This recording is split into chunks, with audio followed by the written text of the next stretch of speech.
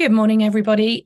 Welcome to a really special episode of Disruptive Minds with Vodafone Business. Obviously, we were just talking about winding down for Christmas, as I'm sure many of you on this call will be. But also, we've got a couple of retail entrepreneurs here who I think probably quite envious of the fact that others get to wind down a little bit sooner.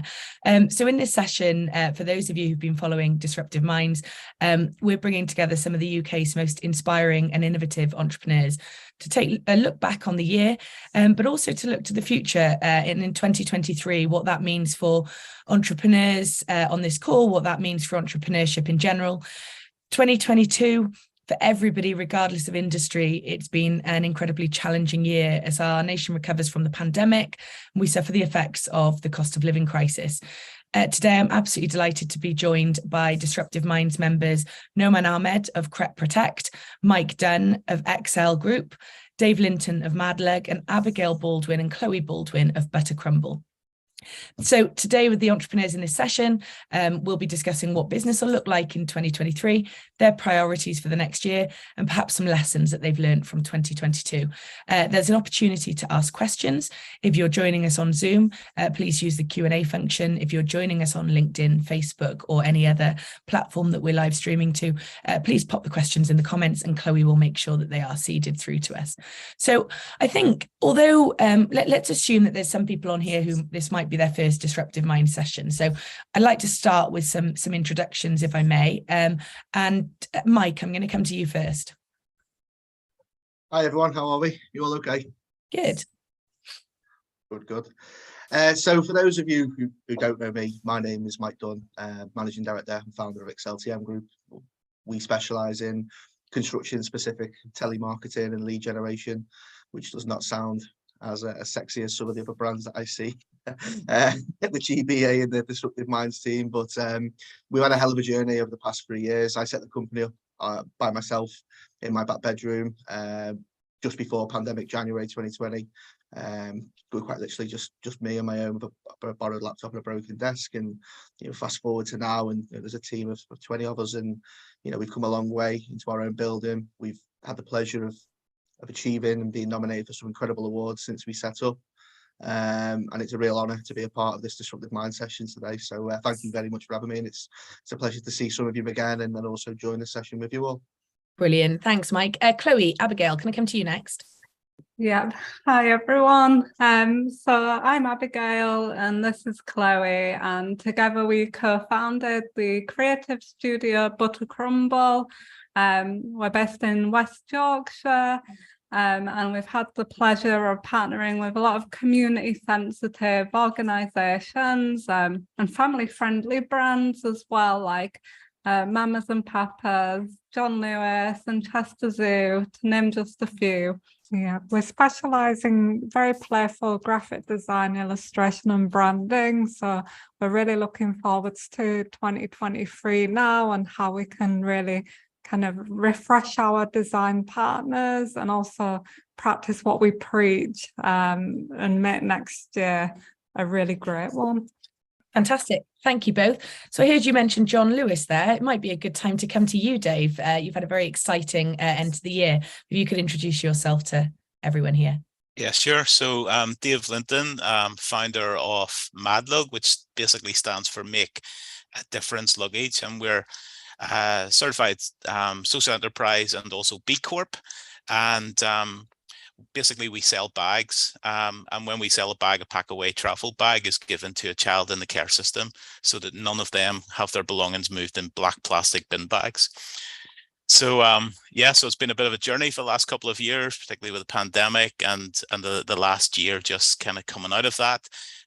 But one of the exciting things is that we have just moved into wholesaling into John Lewis, and we were able to partner with them through their recent TV ad as they kind of join a movement of celebrating and promoting how incredible children and young people in care are. So looking forward to 2023, although I think as a predominantly in the e-commerce business, I think it's going to be challenging, but I quite like challenges, to be honest. It makes you more innovative. Fantastic. And last but no means least, Noman, can I come to you? Hi guys, I'm Naman Ahmed. I am one of the founders of the brand Threat Protect. I usually say, if you don't know the brands, your kids definitely do. In terms of myself, we started the business in 2013. We are now regarded as the world's largest premium shoe care brand there is worldwide.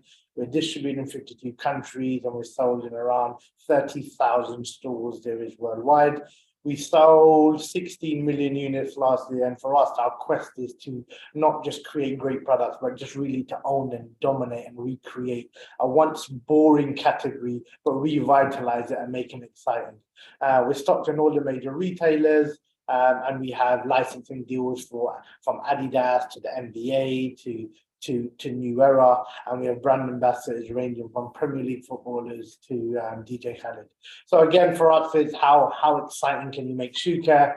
And I would say we've done a pretty good job thus far. And for us, is to keep innovating within this space, but at the same time, making sure that obviously we meet our retail obligations and carry on growing. In 2018, we were the second fastest growing independent business in the UK. In 2019, we were the seventh fastest in Europe. And again, that's testament due to the great support we've had in our great team. Amazing. And I think that when you say how exciting can you make shoe care, I mean, no stats show that you have made shoe care very exciting. And I'm really excited to see what you innovate and do next. So, you know, obviously I mentioned in the intro, and I think that, you know, none of us have been protected from it. 2022 has certainly been a challenging year. You know, as I mentioned, we've recovered from the pandemic. We're suffering, and many of us are suffering, and certainly our customers are also suffering from the cost of living crisis. So I'd like to sort of start by seeing what lessons entrepreneurs from varying industries have learned this year that they'll be looking to take into 2023 to ensure that 2023 is the best year it can possibly be. And Dave, I'm going to come to you first. Yeah, I think for me, 2022 was a sense of we're getting out and we took a big breath after the COVID, and you end up in 2022 and you're looking at every month and you're thinking, well, we've matched, we've got what we need, and then we came to that kind of August where you're relying on your back to school. For us, that was as a key market, and suddenly you see a cliff and it just drops. And then you start going, okay, and then you pick up a little bit in September, but still a drop, October. And until we kind of got the John Lewis press, that was kind of our 2022. The learning in it has been that I think there's more focus needed on being intentional and planning than ever before, and sitting down, not as far, you know, we were in the 3, 4, 5, 10-year plans. I think it's shorter times, but I think for me, one of the ways we've been kind of getting out of it and looking forward to 2023 now, and that has been the sitting down with the team, being really intentional, setting really achievable KPIs, keeping everybody on. I think we're starting to see results as part of that. Thank you. Mike, what are your lessons, I guess, from 2022? Where do we start? I mean, 2022, there's a lot of lessons I'm taking away from this year. Dave, just listen to what you were saying, Anthony, about the August time. In August, we hit a really difficult situation. Even in construction, we seem to see a big lull and things seem to take a dip. And I was always petrified of almost failing, making wrong decisions. And I always felt like I would be vulnerable when doing that. But what I will take away from it is whether it's financial or it's mental, you take a step back and speak to the people within your organization. Obviously, you're the brand, for a better choice of words. People think Mike Excel. But the people working in there, when I went to the guys and I said, look, guys, this is what's happening, I realized that it was a temporary blip. And that's something that I'm going to take away from this year, whether it's good or bad. Things are temporary. And you can get over them by sitting down and, like you said, Dave, look at your business plan. Go right back to basics if you must, and say, right, why did we set this up in the first? Why is Excel here? It was to do this, this, and this, and this is what we want to achieve. Okay, we've hit a bit of a wall, but we can get over this. We're here for a reason. We've got through a pandemic. So my biggest lessons I'm going to take from this is everything's temporary, good or bad. And if you sit down and speak to those around you, you'll actually find that some of the best ideas in the room might be from people you might not necessarily think of. And that's what I'm going to look at. And that's what I would advise anyone to do is come up against a struggle. Just take a step back, take a step right back and go, we can get through this.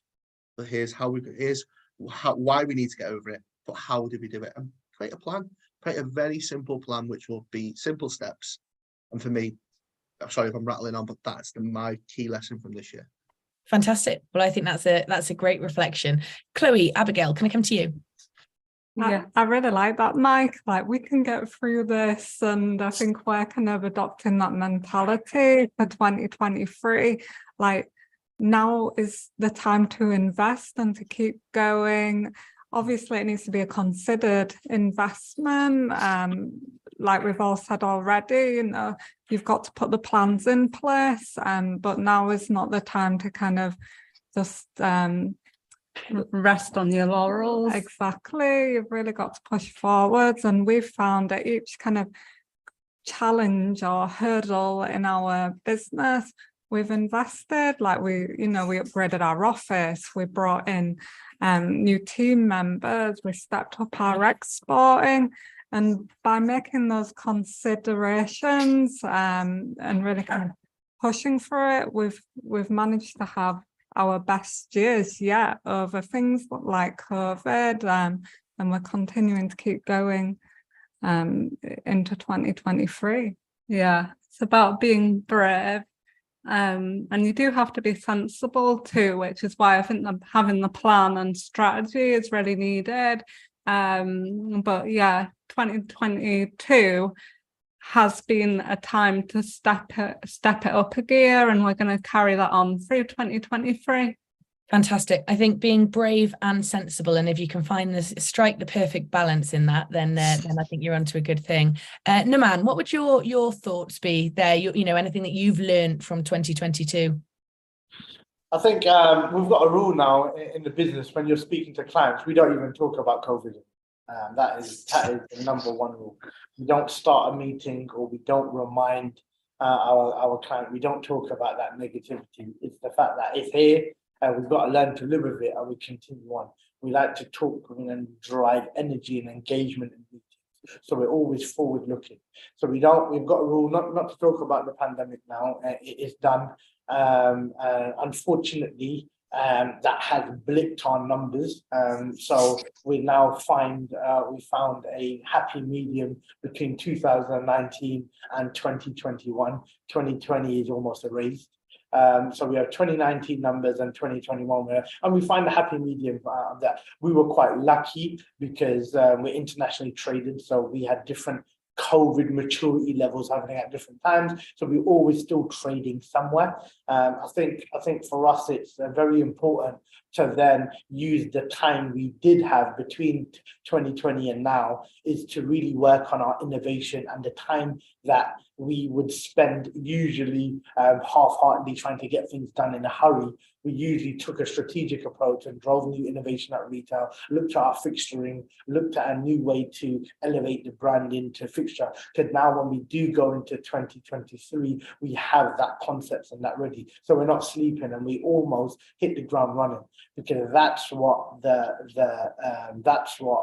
retail needs at the moment. That's what clients are looking for. They're looking at new revenue streams. They're looking at ways to go. But you don't want to start planning now and then deliver in 6 months. So it was usually really using the time. Yes, the sales in there, but in terms of a business, not everything is around the sales function. There's so much other functions around the business that you should be spending your time on, and use that time, because in 2023 now, while everyone was being deflated by sales, they weren't able to innovate or really be diverse enough to now go into retail, where you come in with fresh ideas, but your other competitors and your vendors are not up to speed. Yeah, fantastic advice. And I think I'm going to take your intro there as a bit of a telling off. I'm going to stop talking about the pandemic. I'm just scanning my questions and thinking, is there anywhere where I'm going back to it?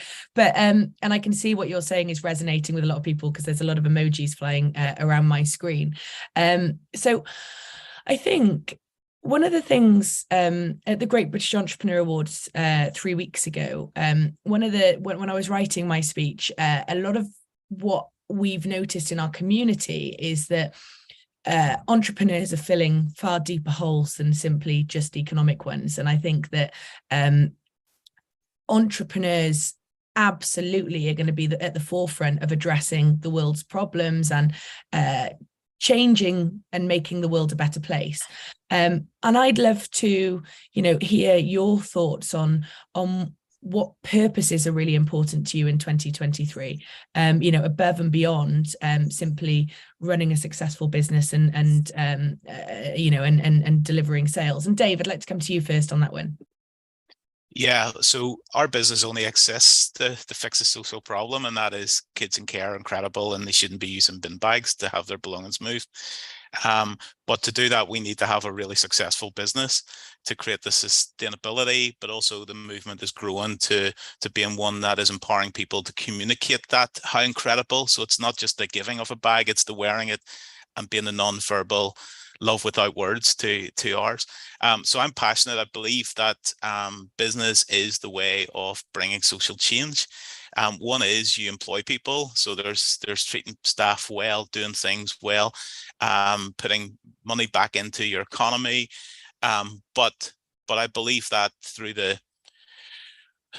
when we're profitable, if we start using those profits to do incredible things, we can really make a difference. And it's great to see more and more businesses doing that. It really starts with your why, and I think that's going to change as more and more younger generations start up businesses. Their whys are going to be different than the generations before. So it'll be to fix a problem, and a lot of problems are about fixing social needs, whether you create an app or whether you create a technology thing or whatever. It's about fixing a social problem often. So the why is generally the change.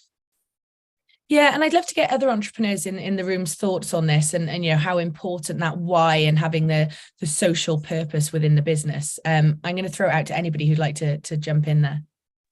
Yeah, I'm in total agreement. I think that because the world has shifted so much over the last few years, there's been so much change. So when we started our business 5 years ago, and it was a totally different place. And if you're not still thinking, what's my why, what's my mission, what's my vision, and trying to you have to stay true to you, but at the same time, if you're not listening to how the world has developed, then you're not reading the room. And if you're not reading the room, then you could be making some really big boo-boos, to be honest. So yeah, you need to really tune into what's happening at the moment.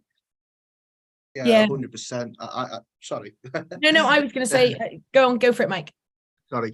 Dave's opening part there about your why is, I couldn't agree more, Dave. Honestly, naturally, we work in telesales, so it's kind of the old, start with the why. Your sales is always your why. Why are you here? Why do you want to do this? And I always ask my team, why is it you come to work? And for me, I was able to, we have the company values here. So when it comes to the company values that we first put into place, why did I want them values there? And for me, the values of any business are your why, but don't make them about what I think. I wanted to ask team members at the start of the journey, what do you feel is important to us as a business? And I was asked something quite similar recently about what do you think you should prioritize, and what would you share with that? And I just said, before anyone returns in 2023, look at your company values if you have them, and make a note next to each one as to why you put them into your business. And when I actually did that the other week, and I looked at all of them, honesty, equality, efficiency, and I put why they were there in the first place, I was able to speak to my team further into, why are you here, and look at the values of the business and where their qualities lie, and find out how we can really implement the company values and adapt them to what their values are, whether that's their family, their children. And for me, I think the biggest focus for us in 2023 is standing by why we set the business up in the first place, because sales, telemarketing. Like I said before, you've got incredible businesses. We all are incredible at what we do, hence why we're here. But for me, my biggest focus next year is why I set this business up in the first place, and it was to make telemarketing stand out in a different way. And I want my team to be a part of that and really feel that energy. So 100% with you there, mate. Brilliant. Yeah. I personally don't think that it's just about everybody has to have a social mission as their main why, but I think we're changing, having social impact by the way we're doing business as well. So the thing is that if we are, we're making better decisions around sustainability, around how we equip our buildings, how we purchase our company vehicles, the whole sustainability piece is a huge impact. And I think an entrepreneur rather than established does it more naturally. So they bring that to the table as part of the DNA rather than something that they have to just tick a box. And I think that's the exciting part about entrepreneurship, is that we're disruptors, but we want to do things even at a higher level. If we're trying to fix a problem, we want our businesses to do other things as well in the decisions that we make. Yeah, absolutely. Perhaps a slight extension of that question. So John Pritchard asks, social purpose feels like the next territory to have a conversation with customers. Would you agree that customers are looking more behind brands nowadays? And if so, how are you preparing for this? No, man, can I come to you first on that? Yeah, definitely. I think it does depend on the consumer group, I would say. And the part of the world you are trading in. Some parts of the world, it is becoming a lot more prominent than other parts of the world. Not to say it's not important, but it's just the way the market responds. Like I said, even if you look at fashion trends in the US obviously is the leader on some industries, and then it follows through to the Middle East and there. So sustainability also in terms of sustainability values and looking at a company's ethos. It does work in waves depending on the part of the world you're in. Us as a business, we are a shoe care brand, so we're about regenerating your existing shoes. We're about you believing that you can have shoes that sneakers that you can clean and have it brand new again. We have multiple dry cleaning sneaker spas, whether it's in Dubai Mall, whether it's in Vegas, whether it's in Oxford Street, London, and people can drop off their shoes, interact with a technician, actually say, I didn't think about cleaning my shoes, but actually I want to go home and try it. So the amount of landfill that sneakers creates in itself is significant, and if we can contribute to that at a minimum is important. However, me being in business, I think when you talk about sustainability, I don't only look at the environment, it has to be sustainable for everyone in that chain. It has to be sustainable for business, it has to be sustainable for the client, it has to be sustainable everywhere. So I don't believe in sustainability only looking at the environment, but then other things are suffering, because then it affects people's livelihoods, and then it's a chain. So it's important to have a balance, a realistic balance. It's important, I think there's a term that everyone say jumping on the bandwagon. I think it's important not to rush, but actually understand what your purpose is in your business, and then shape your ethos according to that. Like I said, we're a shoe care brand, so we're clear on what we need to be doing. We invest in our packaging quite significantly so it can be reused. We all got Apple iPhones, we get a brand new one, and we still got the old box still on our drawers. Why do we do that? We do that because the box is almost too good to throw away. And that's exactly what we like to do with our products. We like to create products that become part of household furniture, but it is becoming more and more important in different age groups, but different parts of the world. But there will be a time where everyone in the world is looking at it. But at this stage, it's pockets. Yeah. Brilliant. Well, John says great insight. Thank you. Is there anyone else that's got anything to add there? Have you noticed that customers are looking more sort of under the hood behind the brand and what you're doing, and how are you preparing for that? How are you working with that? I think it's just about being ethical and making sure that you are transparent and you're communicating with the client or the customer, and opening the conversation up, because now with the internet and social media. It's so much easier to kind of look under the hood and find out a bit more, whereas, you know, in the olden days you didn't really know what was going on behind doors at a company. So use the transparency to your advantage and really nurture a two-way conversation with your clients, your customers, your community, and find out what's important to them. And that's where you can find your social purpose, and that'll put you ahead of the game as well. Yeah, 100%. Just quickly add on to that, like with Excel, a lot of people think of Excel, they see telemarketing and think there's screens all over the wall with call stats and someone in the background like Wolf of Wall Street. We're not like that at all. So like you said before, girls, you know, social media means you've almost got a little bit of vulnerability because people can get right in to see who you are through Instagram, Facebook. So yesterday, for example, we did our Christmas gift appeal where we took a load of gifts, we wrapped them and we took them to our chosen charity.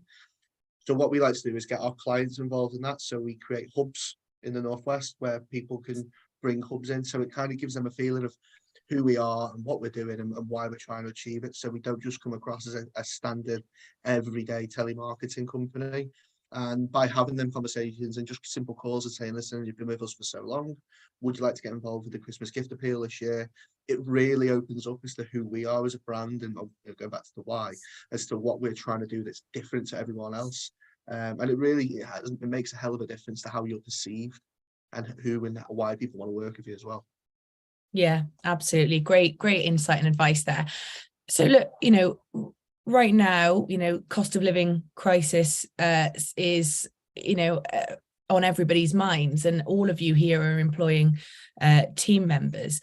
And I'd like to know, you know, how you are looking to support your staff during the cost of living crisis, and if there are any, you know, anything that you've done or that you've seen other organizations doing that you think, you know, is how forward-thinking entrepreneurs and small business owners should be conducting themselves, you know, as we face these challenges.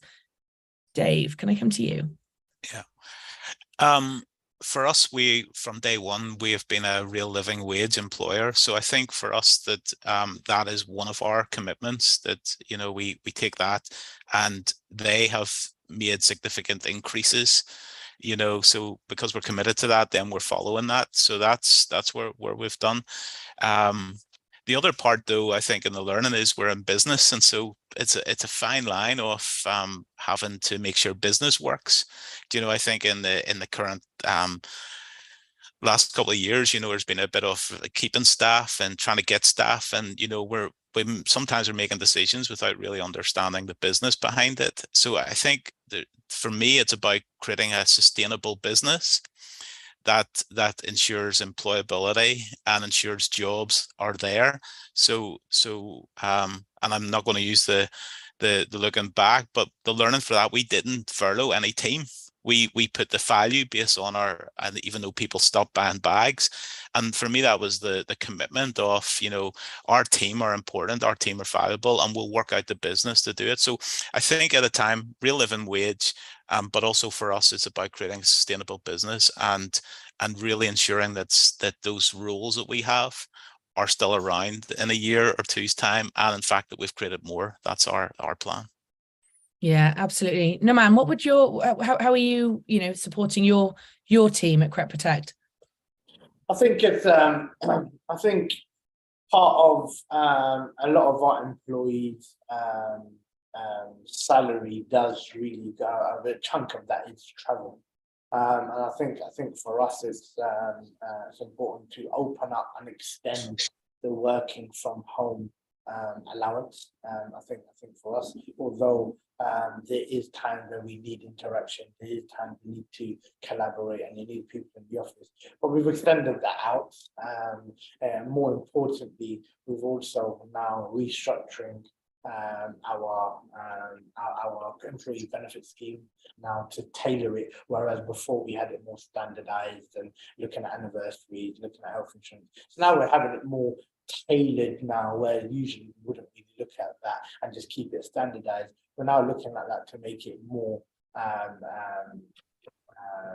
actually more tailored to the individual. It's important, obviously, we've got an independent body that is a confidant, so to speak, so people can speak to a independent individual about anything they're struggling with, or they might be embarrassed to talk about it with their line manager, or want it to be an open conversation within the business. So we've got an independent body that can be spoken to about someone's specific financial needs, and it can be under the hood and dealt with on the side. And I think that's important, because discretion is one thing, but giving someone the confidence, because everyone can be the most comfortable person in the world, but talking about that is quite difficult, especially when you're amongst your peers and things like that. So that's, I think, is important. I think one solution fits all isn't really going to work, but really having an avenue where people can speak about it and actually say, I didn't really think about that,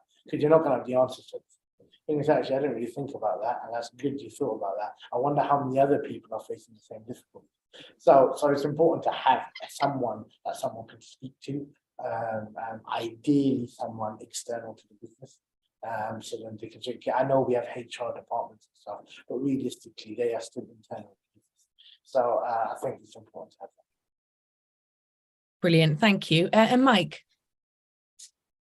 Yeah, so just go back to what Nomad was saying then about the external support. Last year it was last year we introduced head of people and culture for a short period into the company to basically just spend 10 minutes with each team member and find out what was really going on outside of work. And it gives us an idea of, even before the cost of living crisis comes in, and it's being spoke about now, what people were being incentivized by. So we kind of restructured our entire commission portfolio, because naturally everyone works for bonuses in telesales. But as we go into the new year, we're changing it again to make sure that everyone has got support additionally. So we're going to be introducing the Excel Wellness Program. So every single month, every member of the team will get support financially, whether it's through vouchers or electricity bills. But our plan is to really spend 10 minutes with each person and just find out more about how can we as a business support them through these uncertain times where, let's be honest, everyone watches the news at night and we get swallowed into the rabbit hole, if you like, of, oh, this is going on. We want to take that away. We want to take that, the worries, that panic away, and say, look, we are here to help you and support you. Talk to us. You can come to us about anything. If you need help this month with shopping, then the vouchers can be put towards Asda, and we'll make sure that you have food in your cupboards. And it's really just about taking away from being a cost of living crisis, and we're more making it a cost of living support system. So to kind of just override that word crisis and create a company cost of living supporting, and make people realize, no, I'm going to work. The company have my best interest at heart. They want to support me. So when people hear the word crisis, they go, well, actually in work, it's a cost of living support package. Does that make sense? And yeah, for me, absolutely. it's really important. I think reframing it is important, because you hear it time and time again, in the media, and I think that it can. Yeah, it has a destabilizing effect. And I think as entrepreneurs, we're there to support our teams, to create that stability, to create that sustainability. And I think that we can, I think that you guys are all showing that you're certainly, leading the way and being, incredible role models there. Abigail, Chloe, have you got any thoughts on yeah, I think it's that you have to treat people as individuals. You can't just kind of roll out a blanket solution. So we make it our priority to be having one-to-ones and making sure that we have an open conversation and really tailoring it to different challenges. And it's about, it really starts with the culture, because in order to have those conversations, you really need to cultivate that culture and environment where people feel able to speak up and share their own experience, because everybody's experience is totally unique, totally different. We don't know what's going on behind the doors in people's homes all the time. So we've just really been trying to create that space to be able to have that conversation. And it's like Norman said, it's not kind of a one-size-fits-all approach. We've really got to sit down and look at what kind of tailored, personalized solutions can we bring out over next year that are really going to make a difference to each person. Thank you so much, all. Look, Ian asks here, in terms of sustainability, and I'm going to take sustainability in the broader sense, as Noman mentioned earlier, how do you invest in younger leaders to enable our businesses to be prepared for the future? Because I think that, it's I think investing in the next generation who are going to help drive the business forward is incredibly important. But how do we instill that sort of sustainability, in every sense of the word is front of mind and front of agenda for them? Dave, do you have any thoughts there? Yeah, so I kind of use this terminology of, we want to make the customer the hero. To make the customer hero, we've got to make our staff the hero. So everybody that I lead, I want them to be heroes. I want them to be empowered, equipped to be heroes, but then to be hero makers. So everybody then they lead. So that creates a culture that I'm really working on, is trying to be that we're flat. We're not this kind of hard, you're not just serving me. This is about serving the business. This is about learning. And I will have failed as a business leader if you get to a place and you move on from the role here in Madlug, and you aren't better than what you were when you started. You aren't moving into a job that is higher level than what you're doing when in our work. So for me, it's all about relationship. It's about culture. It's about empowerment, and we're being really intentional moving into 2023 with putting some systems in place to better empower. We're moving away from structure to accountability, and I think that's whenever you empower people to be sustainable, to see longevity in your business, to be part of the movement rather than working for the movement. So that's kind of, we're not experts at it, but that's kind of the journey we're on. Just this whole thing is, my job is to equip others to be nearly better than what they were, and even better than myself. That's kind of what I set out every day to do in life anyway. Fantastic. Anybody else got any thoughts on that and how they're equipping the new younger leaders? Yeah, we're only in our 20s, so I suppose we're kind of the younger leaders as well, in a sense, which is funny to say. And I think in our experience, we've had some really wonderful mentors, haven't we? And going through school, and people have kind of really nurtured this entrepreneurial spark in us. And that's propelled us forward. And if we can do that in turn for other people coming through, that's the key. Yeah, so we go back into universities and colleges and share our experience, and then we offer paid placements as well to come and work with us, because we believe that, a lot of young people have so many fresh and innovative ideas, and we really need to nurture that. And they're going to be coming up into the workplace very soon. So that's how we're kind of, doing our bit to help them get there. Amazing. It's almost as though you saw the question that had just come into the Q&A section, because you mentioned mentoring there. Now, I don't have a name for this question. The business is Mytolo. Do the panel see what importance do you place on mentoring within your businesses as part of your team's development? Naman, can I come to you first? Yeah, I think it's important. I think having format of a traditional mentoring session, I'd prefer not to do that.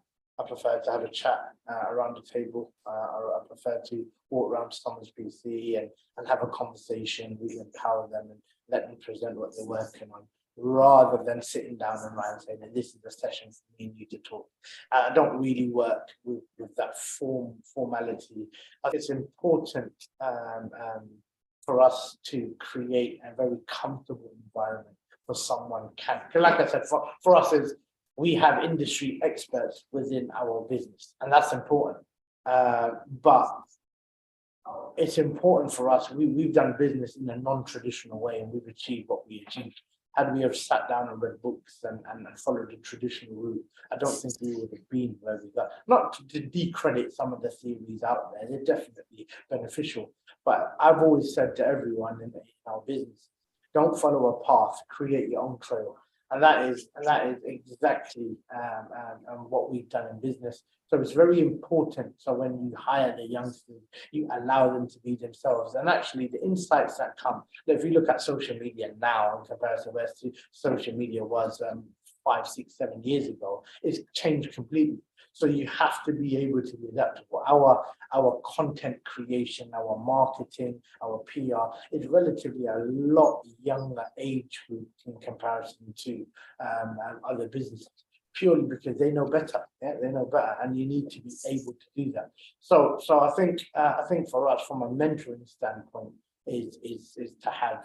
I think it's very important, but have it in a format where you're constantly touching and speaking to people, because some of the insights people pick up on social media, you wouldn't even know that exists. They know influences that you wouldn't even know, that didn't know about. So it's always making sure that environment's open, and also having peer-to-peer mentoring. You don't need a senior person to mentor someone, because it still creates that divide and the hierarchical structure. I think it's very important to have open discussion, but in a more informal environment, so people think it's safe to share ideas and things like that. But in external to that, I do some mentoring externally for some businesses, but it all depends on what works for the business. I don't think you should have one format. Yeah. Best quote for me: don't follow your own path, create your own trail. Don't follow the path, create your own trail. I love it.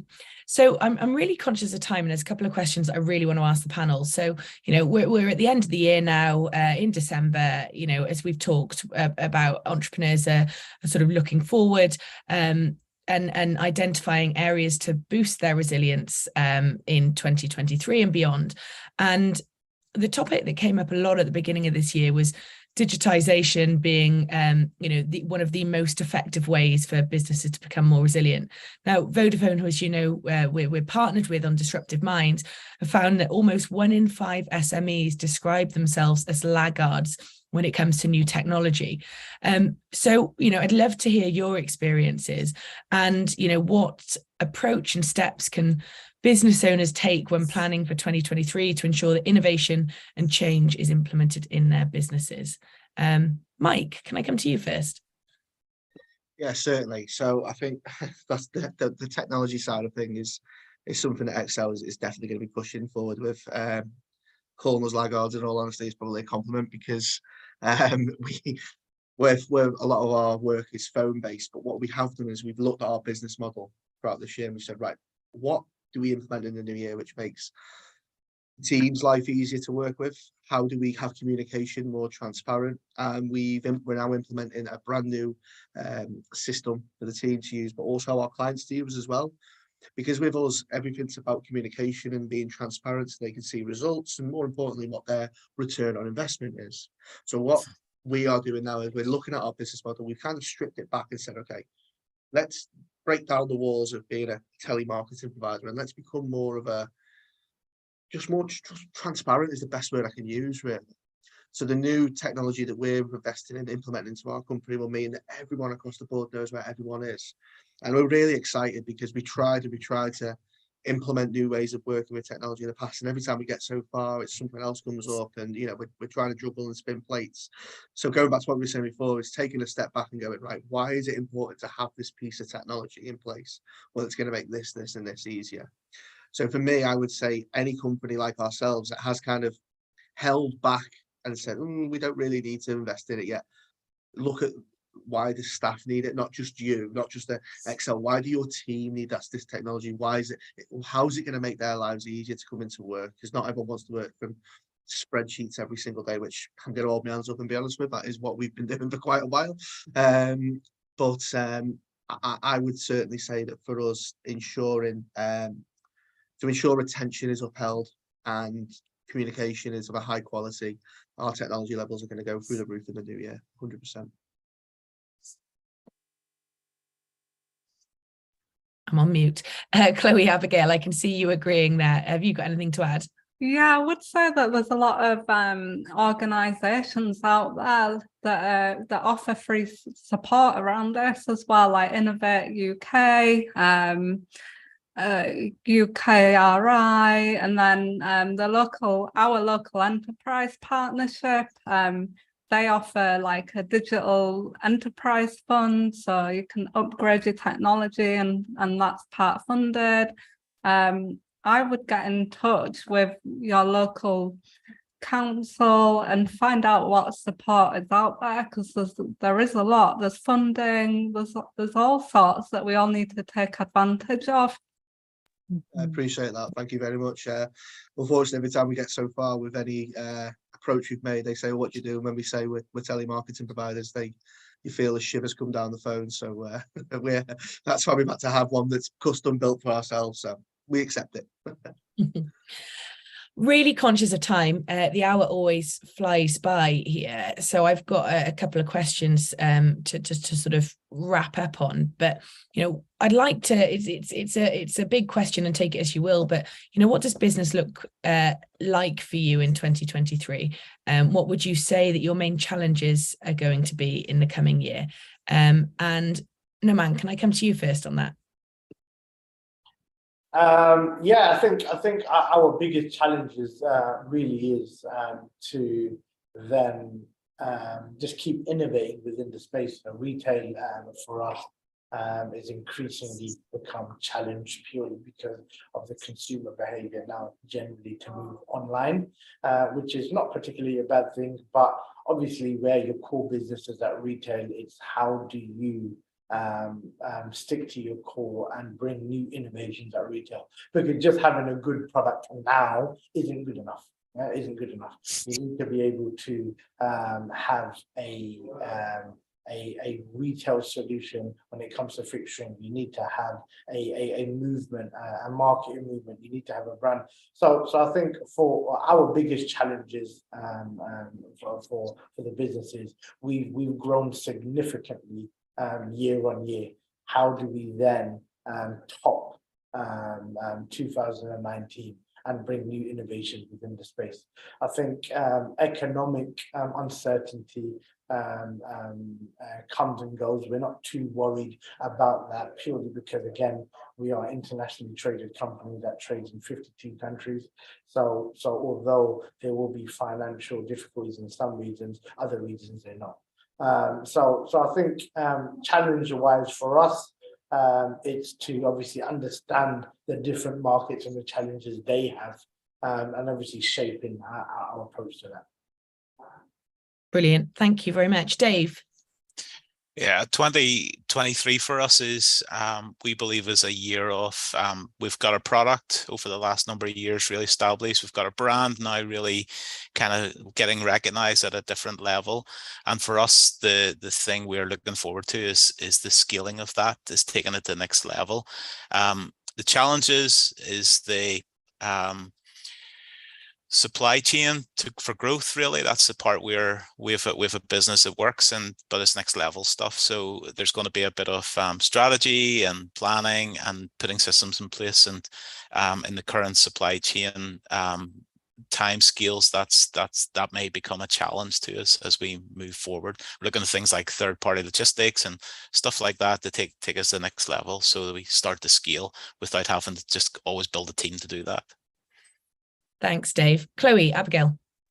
Well, we have a mantra each year that we come up with a different mantra depending on what we think the outlook's going to be. And do you want to share with what 2023's mantra is going to be? Yeah, it's going to be about, see the world in pink and almost look through those rose-tinted glasses a little bit. And because there's been so much doom and gloom over the last few years, and I think we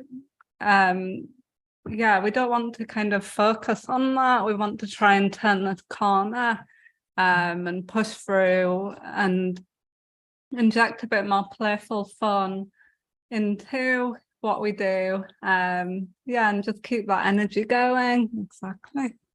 Brilliant. And Mike? Yeah, 2023 for us is a big year. We're just about to launch something we're really excited about. So a lot of our clients, they use us to schedule their CPDs. I'm not sure you probably all know what a CPD is, usually into architects. And I'm delighted to announce to you all now that we're actually launching our very own construction telemarketing CPD, which might not sound very exciting, but we're the first company to do it. And we've had huge interest, so much so that we're actually venturing into other sectors as well. So 2023 for us is a really, really exciting year. But with that comes more pressure, which means we want our team, and I'm hoping they're listening to this, they should be, we want them to get heavily involved with this growth and this exciting new journey that we're going on, because there's a lot to look forward to next year, and we want to support everyone who supports us as well. Fantastic. Thank you. Well, look, we're very close to the end, and I want to end the session on a high. And I asked you about challenges, and Mike, I love the fact that you answered that question with something that you're excited about, and I think that's incredibly refreshing, and shows how you're looking at the world. You're seeing it through the rose tinted glasses. You're seeing it through pink. So I'd just like to end, with a bit of positivity as we wrap up the year.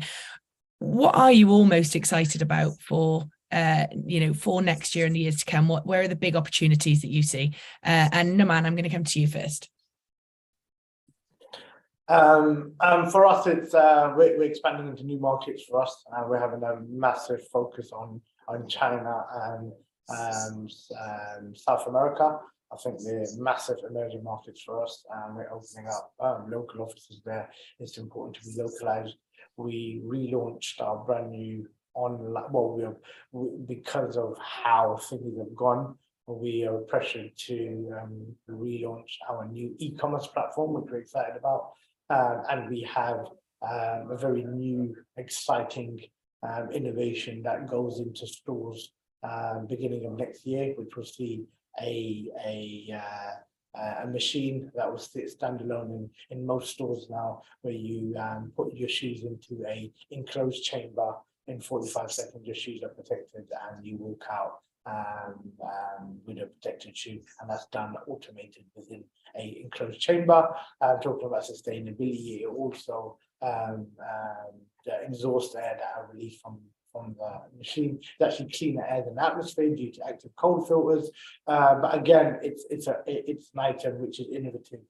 It drives service. It's newness. Like, people want newness, and to drive newness and actually make a good business out of it. That's key. So those are the few projects we're working on, and we are quite excited on that. We're opening a few more retail stores in quite lavish locations, which is exciting. But yeah, it's going to be a big year for us.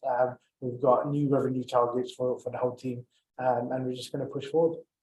Fantastic. Well, it certainly sounds like an exciting and busy year for you. Chloe, Abigail.